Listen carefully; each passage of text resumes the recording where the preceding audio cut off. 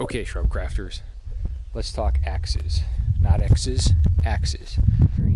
Next to the shrubstead, which I built with Shrubcat. And here's a bunch of trees I took down with some kukris throughout here. So this wooded area is being selectively pruned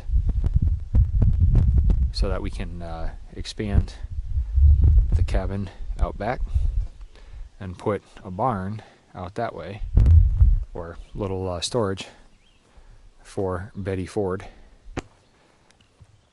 Let's talk some different axes.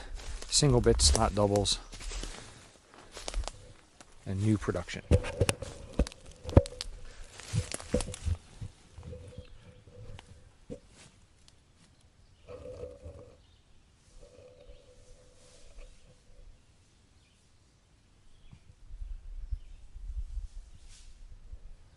So starting on the left, we have a Wetterlings 176 Forester's Fine Axe, or Fine Forester's Axe, Granfors Bruks,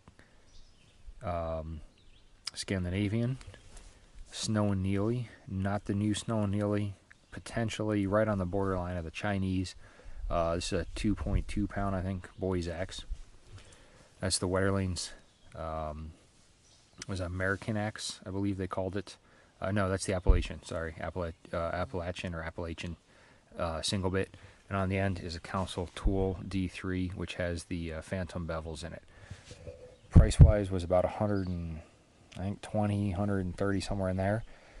On the Wetterlings, you got the Granfors, same thing. I don't know. Actually, it might even be more, but let's say 120, 140. Snow and Nealley was about 65. And that is with a Harry Epstein A3 leather cover. The Wetterlings Appalachian was, I think, 200, and then the D3 on the end there was from Harry Epstein's. Actually was the cheapest price. If you want to check them out, Google them. Same thing with the cover. Cover was separate, but I think the axe itself was in the $50 range. Single bits are phenomenal. Most useful axe that I would say that I have is the Forester's Fine Axe. I carry that. I've carried all of these, but the Snow and Nealley older production, not the new. I can't speak for the new Amish made. And if it's Chinese, I don't know, but it is exceptional. Carried it a long time. Super, super handy. Takes down trees. Takes such a fine edge. Same thing on the Forester's Fine Axe.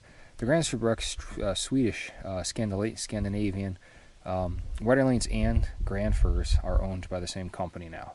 If you go to the Wetterlings website, almost all of their axe offerings have been removed. They look very similar, sheath-wise, and now that they're owned by the same company, a couple of things. Wetterlings traditionally only uses wood wedges. Granfors was using wood wedges and the metal. You also see a little bit of a gap on the eye. There was no gap on the Wetterlings. Same thing on the bottom. Fit and finish, and these are all fit and finish, is all factory. Look on the bottom, there's the folding over. I'm not a fanboy of either one. I like them both.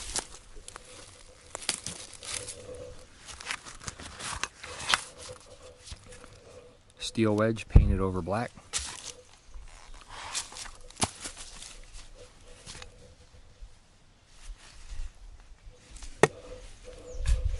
Somewhere on the head said Snow Nealley. Oh, right there, S&N. Engraved Bangor, Maine. This is that sheath. Wetterlings. And this is now new production since Granfors has taken over, hence the metal wedge.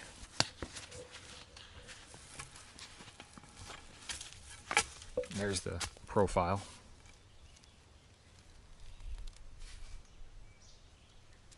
All hand forged.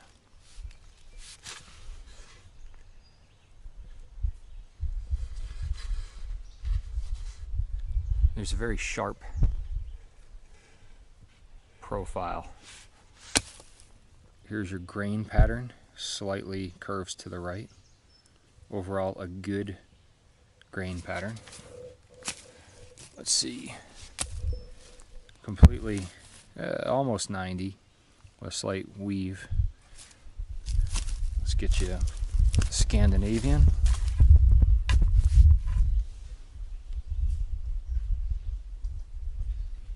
This one is supposed to do exceptionally well in resinous woods.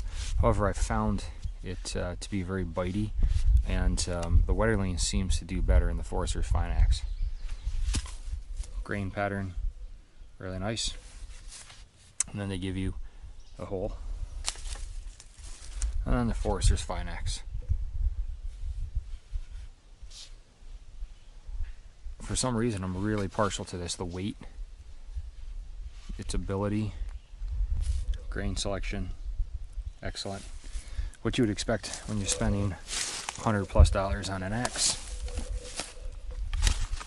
A5 sheath for the, oh, I'm sorry, that's a D15,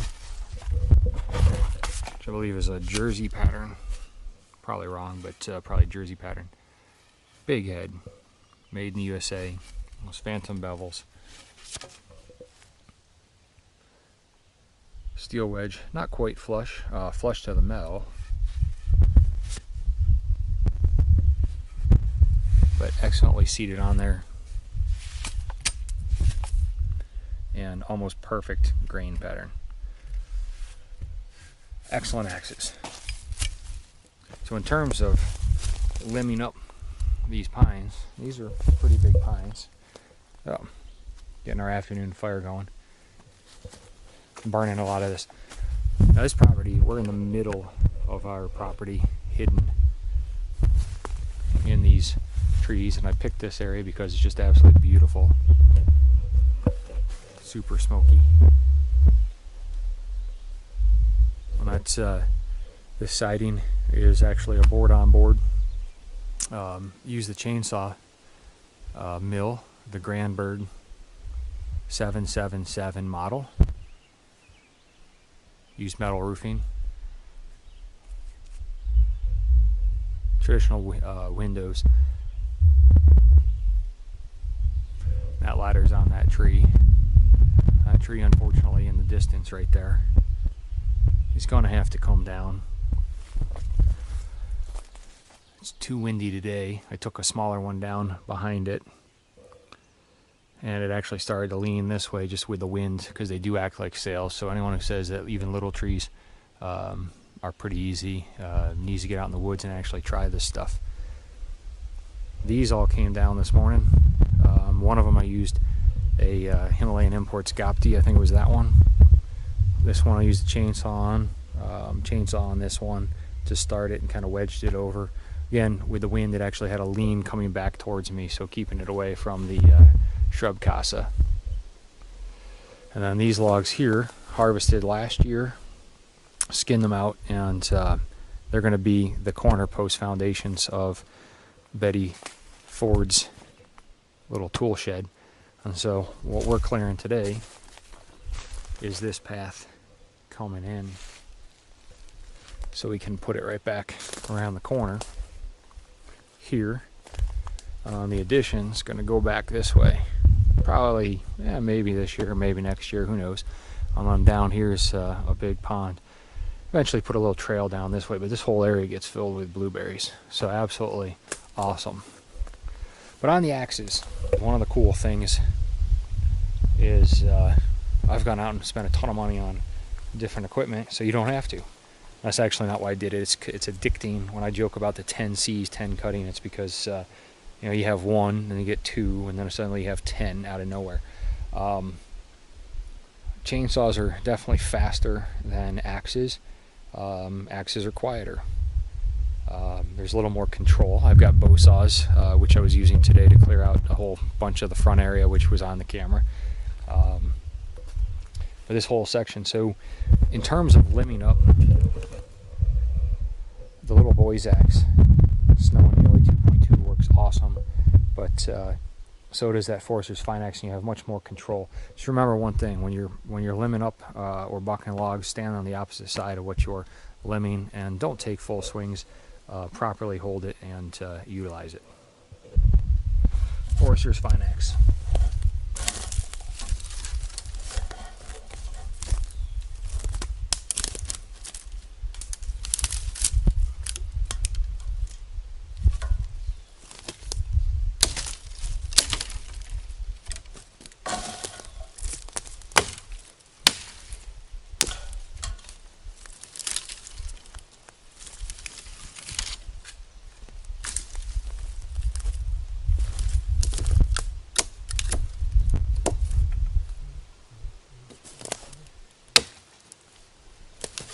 You can see these cuts.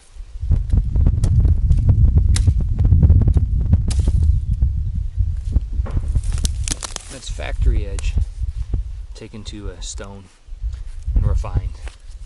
One of the biggest things about these when they first come, they're such a flat point that go out farther that they'll actually roll when you first get them.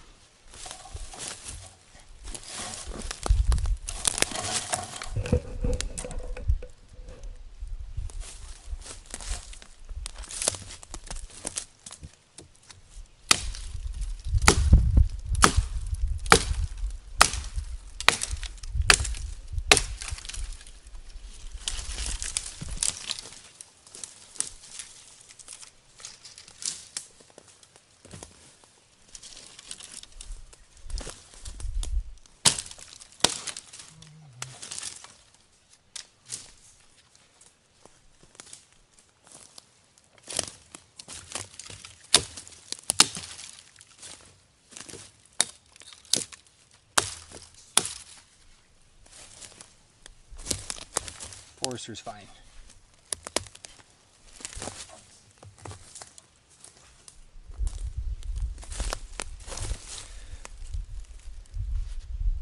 Granfors Scandanavian.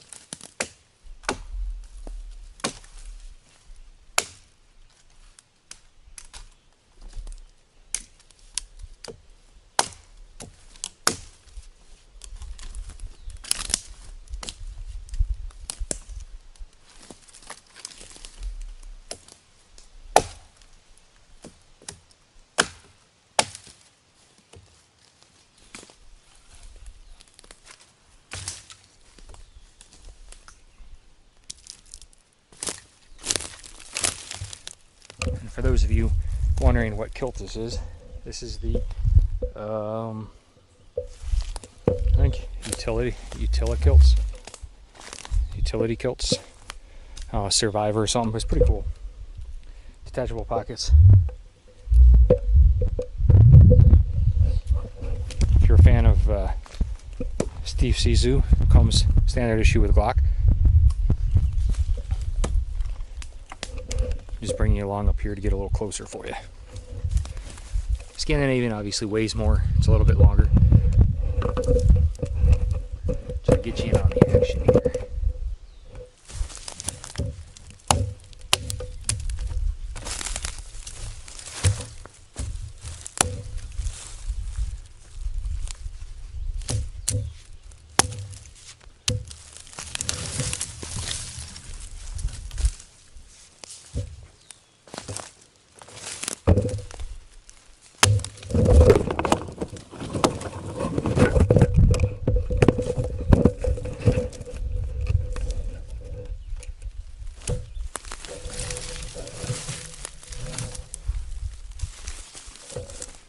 anybody who's never tried to do videos and work, it's a pain in the butt.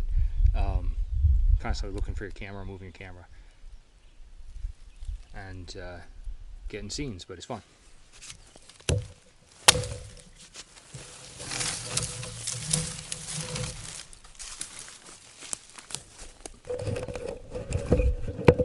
Alright, and lastly, we'll do the boy's axe from Snow and Nealley.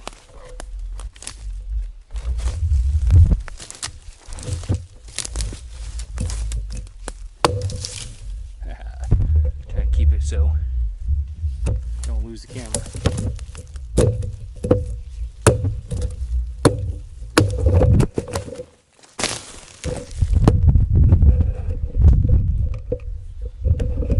Hope I didn't give you an accidental up kilt shot.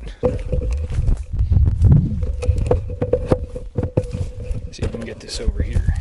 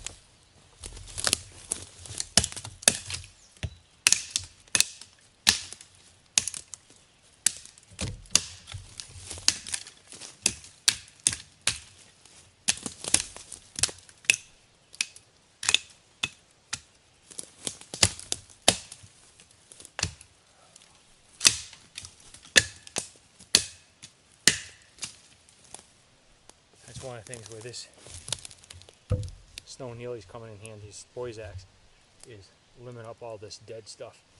And I've been working on that for a couple of years everywhere I go, finishing this.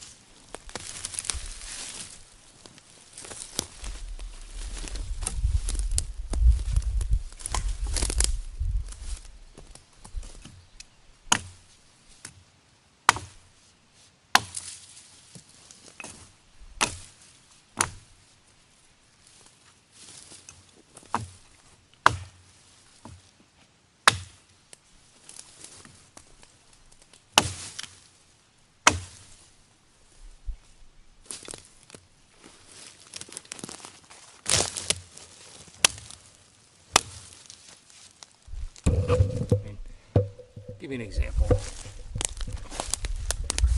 how clean that cuts. Obviously it's not big, but a sharp edge makes a huge difference.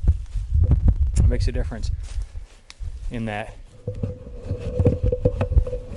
you don't work as hard. There you go. Limbed up, not too bad. A couple under the bottom. And then I'm going to take out straightest portions of this, probably right up to about here at that bend. It's about as straight as it's going to get, and that turns, and that gives us another log. So we'll start with the Appalachian or the Appalachian felling axe. Now obviously this is not felling, but we do have a tree that needs to come down, and I think we'll use the D15 on the front half of that. We had to limb this up first.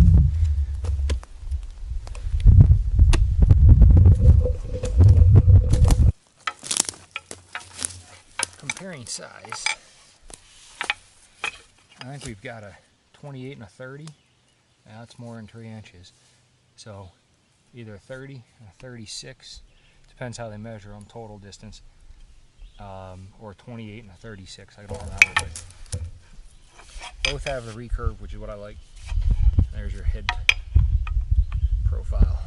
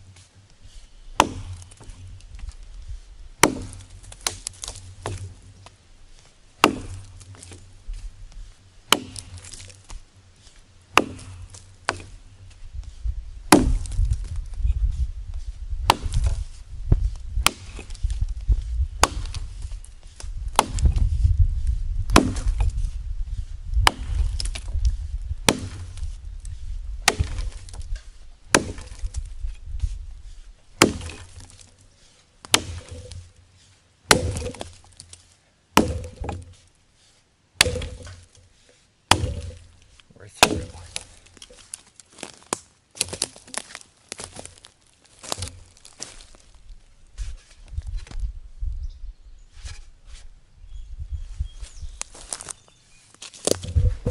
All right. It's a pretty damn big tree.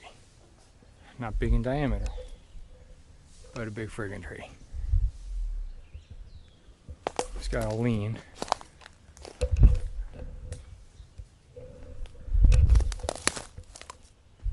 I'll leave this pile here. That's where the tractor house is going to go. Tool shed. I'll have some paths through here.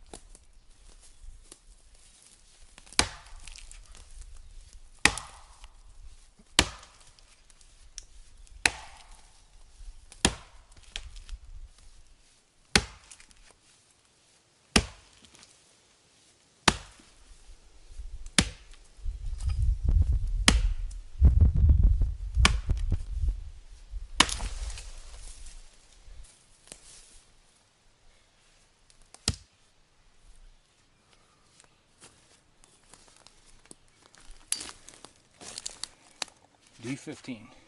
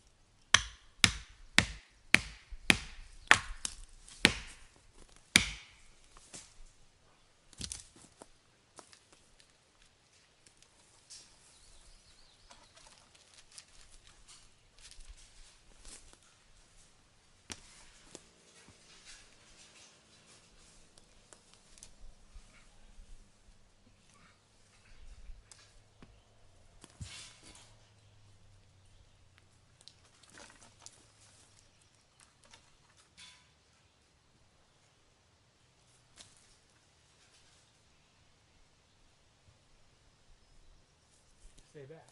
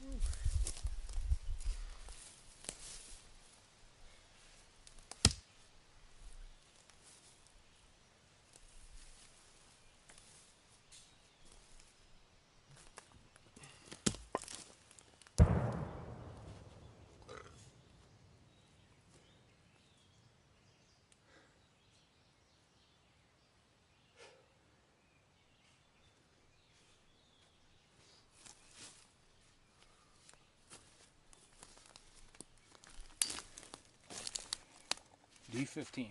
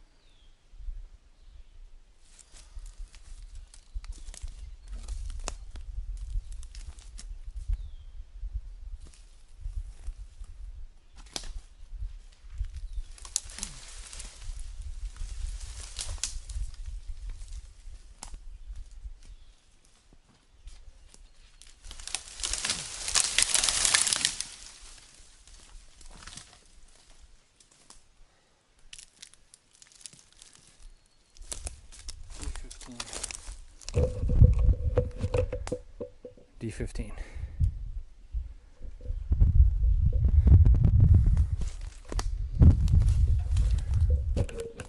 And that tree has a lean towards me. And there's the cabin. If I had been smart, I would have gotten rid of it. but I wasn't planning a couple years ahead. It's way too windy. You can see those leaves. A little axe pouring right here.